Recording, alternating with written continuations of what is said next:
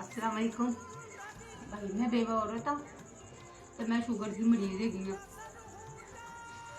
अल्लाह वास्ते साड़ी मदद करो। मेरे को इलाज कराने वास्ते पैसे नहीं है। मेरिया यतीम बच्चियां ने असं 2 दिन तो भुखे बैठे हैं। मैं अपनी दवाई लाया वा असं कितने दरवाजा खड़काइए जाके जरा कोई साड़ी मदद करे। साड़ी मेहरबानी होएगी। डॉक्टर ने मेरी लत बच्चे को जवाब दे आए उसके तक इलाज ना कराया तो साड़ी पैर कट देंगे ये लत। मैं इलाज कराने वास्ते मेरे को पैसे नहीं है। तुम मेरा इलाज करा दियो मेहरबानी और सानू को राशन पानी दे दियो और साड़ी मेहरबानी होएगी।